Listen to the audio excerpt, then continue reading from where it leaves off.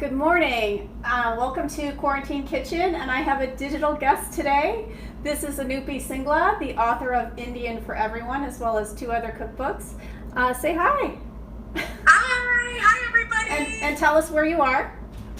Sure, I live in Chicago, and like most of the country, I'm quarantined at home, and so I'm at home with my family. My kids are upstairs doing a bunch of e-learning right now. That's awesome. And we both have dogs who are going to be making noise, so we're just warning you. So this is the beautiful book, Indian for Everyone, and we're going to be making dosa today, which is a South Indian crepe, and I have made them a couple times from Anupy's beautiful book, and I thought it would be super fun to have her walk us through, because she's the expert, I'm not. But first of all, these are South Indian crepes. Are you South Indian? Funny that you ask. I'm Punjabi. I was actually born in Punjab, which is the north part of India. South Indian crepes, dosas, are something I grew up with because I had so many family friends and aunties that were South Indian when I was growing up, so they taught me how to make it. So I feel like I've gotten really great instruction growing up on how to make these the right way. Awesome. So we just wanted to clarify, she wanted to clarify that. So let's talk about what the ingredients are. So these are gluten-free, which is fantastic. And today's batch are made from a mung dal, split dal, chana dal, some quinoa, and cooked quinoa, and some basmati rice. But tell us why these are so great for quarantine kitchens. Oh, absolutely. So, first of all, I just want to clarify, North India and South India, why do we have a difference in terms of the bread? This is considered a South Indian bread. It's because of the crops that are grown. So in North India, we grow a ton of the wheat. Punjab is known as the breadbasket of India. And in South India, you've got the rice fields. So that's why rice is used and eaten so often. And this is just a combination. And when you say dal, it really is any legume. A legume is, like, the most common legume is a peanut, right? So peas, seeds, pulses grown in pods. So any kind of legume mixed with rice, soaked overnight, and then fermented. Great. And so this is a 2-day process. So I normally wouldn't do something like this for a quarantine kitchen because I try to do really simple, easy things. But everybody's home and has time. So the whole fermenting thing, it's like you just literally put these ingredients in water, let them sit overnight, put them in the blender with fresh water and some spices, blend them up, and let it sit in a warm oven another overnight. So this is what the batter looks like, and I thinned it out a little bit too much, didn't I, Anupy? It's a little thinner than normal, but I think the beauty of making just about anything at home is you make it work for what's good for you. And so I never say there's any one completely right or wrong, but remember, dosas, when they're made out in the restaurants, are these big crepes, huge, and they're rolled up, and then there's potatoes put inside them. We don't have those commercial stove tops to make these large crepes, and so you're going to make them in a pan like you've got on your stove top right now. And so if you want to thin it out to keep the batter a little bit better at home, feel free. It should be the consistency of French crepe batter, and that's kind of like what I try to explain to folks. And if it's a little bit thicker, do what you did, and I think you were right to do that, is just add a little bit more water to thin it out. If it gets a little too thin, it's okay. Let it sit maybe for half an hour, for an hour, to kind of thicken up again, because these are pulses and grains, and they're going to thicken up as they sit. Great. And so if people have never made crepes before, thinner than pancake batter, thinner than waffle batter, correct? Yeah. Exactly. So because we want to do, well, you'll see, is I'm going to be pouring it on the pan and tilting the pan to get it to spread out. And so if it's too thick, it just kind of sits in, and it will still cook, and it'll still be perfectly edible. So the recipe link will be in the comments of this video, and I have step-by-step photos of what everything looks like all the way through, and then the beautiful photograph from her book kind of shows you what we're shooting for. We'll see how close I get today. So tell me about this. This is fascinating to me, this cut onion situation. Tell us about this. Oh, sure. So I had an auntie that when I grew up, and we call everyone that's not related to us uncle and auntie. It makes it really simple. You don't have to remember anyone's name in our culture. So you just stick a fork into a onion that's cut in half. The flat side is what you want to use to rub your pan down with. And so the properties of the onion mix with the oil and the pan, and they really season your pan really well so your dosa does not stick to your pan. And another thing too, you'd mentioned that you were going to pour the batter in and then kind of take your pan and move it around, but I'd actually recommend something different. I would recommend using a ladle so that you scoop about a quarter cup of your batter, a quarter cup to half a cup in your ladle, and then what you're going to want to do is pour that product into your pan slowly, and then work from the middle out in a circular clockwise motion to make this crepe. So you quickly work from the inside and you kind of go out to the outside of your pan, and use less batter in the beginning so you really get that motion right, and then work from the inside out. And that's why typically you want the batter to be a tiny bit thicker so you can kind of like just formulate it really beautifully. And when you go to India and you go to all of these commercial kitchens and these big hotels, and I've interviewed so many chefs, I mean, they've got massive, huge griddles, and so they're just taking this stuff out and they're just like basically spewing it out on these large griddles, and you've got this beautiful thin crusty crepe that they'll cook up in seconds and roll up with a spatula, like scrape it off and give it to you beautifully. But again, at home, you want to use the tools that you've got. I don't have a griddle like that. Maybe one day. I don't know if you do over there. No, this is the biggest flat pan. This is I think a 9-inch large cast iron skillet. And the thing is, if the pan is too hot and you're using cast iron, even if you adjust the temperature down, it takes a couple minutes for it, because cast iron really holds heat really well. So you may, if it turns out like you're just burning it, you're going to have to maybe wait 5 or so minutes after you turn the heat down to try it again. So I'm using grapeseed oil, which is a light neutral oil. Do you have any recommendations about oils for this one? Well, the grapeseed's a great one because it's a high smoke point oil, and it also does not give you flavor that you may not want with your dosa. So for example, if you don't know, it's fine. But if you're from the culture, things like avocado oil are high smoke point, but then you'll taste that little bit of avocado taste profile. You could use a coconut oil if you wanted to. Peanut oil is a good one. But I like the grapeseed. I think it's a high smoke point, very neutral oil. Great. So a lot of people don't probably have ladles. So I'm going to show you one with the half cup measure, and this is actually my grandmother's ladle. So I pulled it out while she was talking because I thought, well, I have one, I'll show. But I found it a little, I can tell if you've made them forever, you get that motion going really well. So now what's happening, I'm going to describe it because I'm not sure how well you can see it. So I've got little holes all the way across, and the edge is starting to get golden. Is that when I should turn, or do I wait just a little tiny bit longer? Yeah, so as the edge gets golden and starts to kind of pull away usually from the pan is when you'll see that it's kind of done. And remember that first one, just like pancakes, just like French crepes, sometimes you salvage it. It doesn't come out as great because your pan is not quite primed, not quite hot enough. But look, you're an expert cook. Oh my gosh. I think that I need to just give you the crown for making beautiful dosa, because I think yours is even better than mine, turns out. I lose my patience with my kids and my family. Sometimes I just kind of throw them together.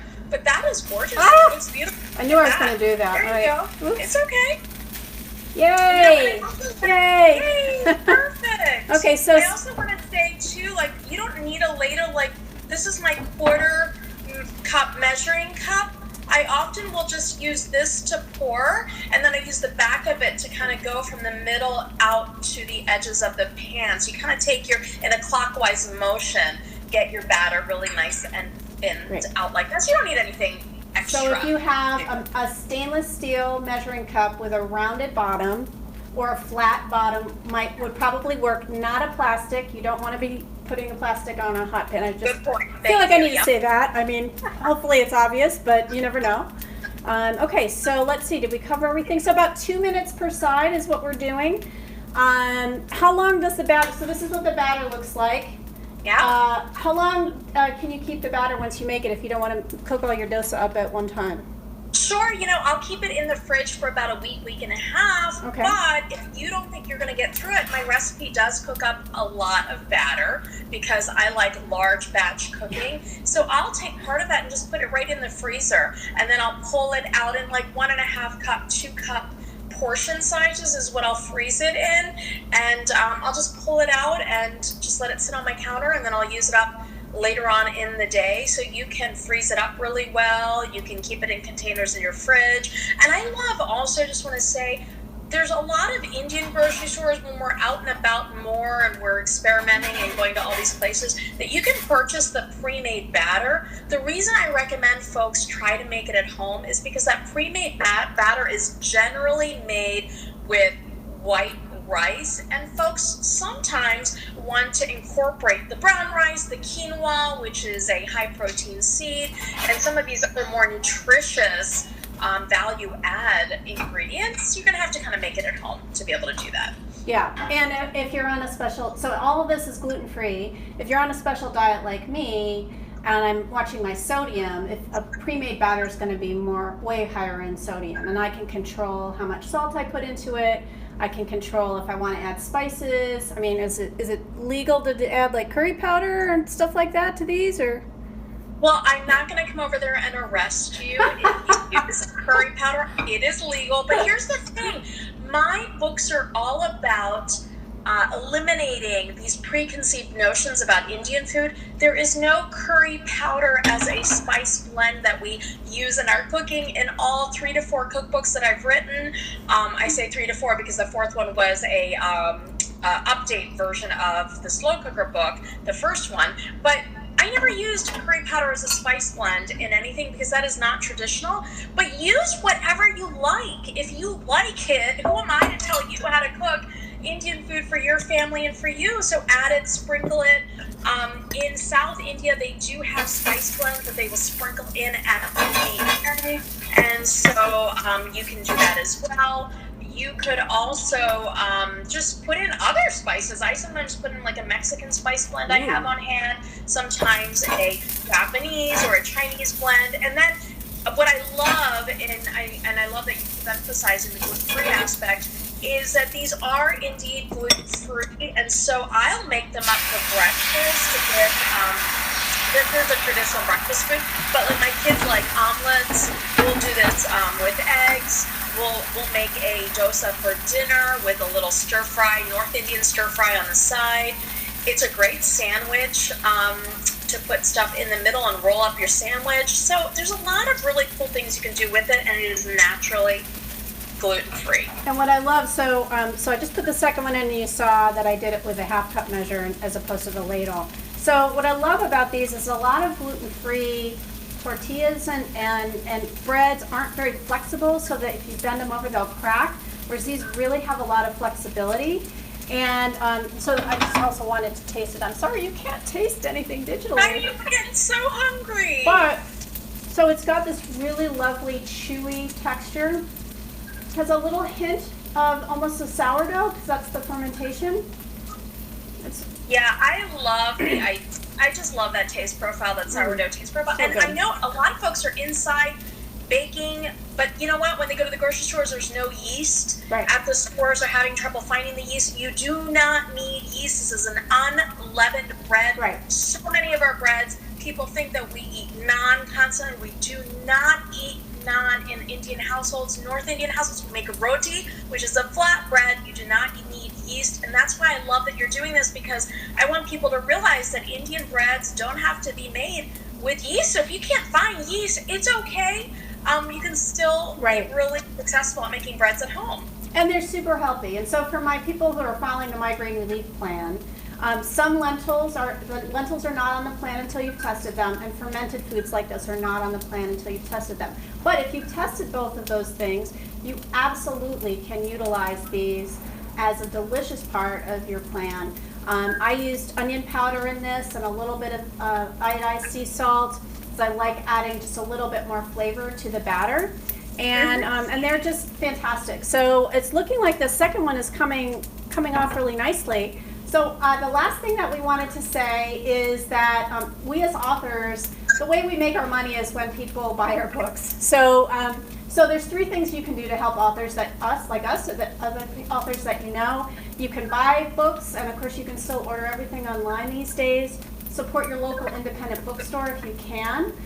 They are still trying to stay open. They're happy to do deliveries locally. They're happy to mail stuff to you. And whereas Amazon is super backed up, this is a great time to support local bookstores. So her book is Indian for Everyone. That's the book that this recipe is from. And I'm going to be sharing the link to this recipe in the comments. But if you're not in a place right now where you can buy books, there's 2 other ways you can help authors. You can share the links to our books, and you can say, hey, I saw this great presentation this morning, and this does look great, and I know you love Indian food. Here's the link to her book. And then the last way is you can write a review. It really helps us when people write reviews, because it helps the basically online, Amazon or whatever will show that book to more people the more reviews it has. So even if you haven't read the book or bought the book, it really still helps when you write a review on Amazon or Barnes & Noble or Goodreads. All right, this guy's going over. Anupy, do you want to say anything else while I'm flipping this?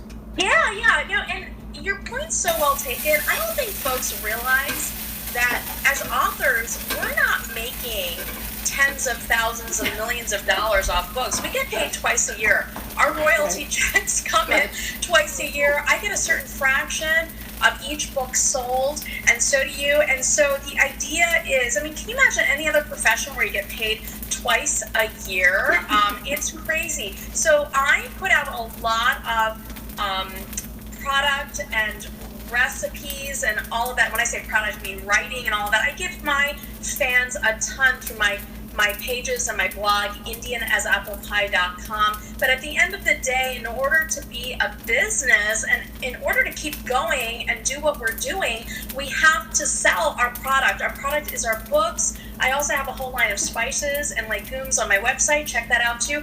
But I really recommend, like for even like other authors, the first thing I do when I meet a new author is I get online and I purchase a book. I never ask for a copy for free. I hate that word free because somebody pays for it. Even the books I give away, I pay for them first from my publisher. So I just think that people need to understand the dynamics of the way the publishing industry works. There's nothing that is out there for free, and I don't ask my doctor to give me free treatment or free surgeries or free whatever. So do not ask your favorite authors to give you free books. Buy their books. They will appreciate it.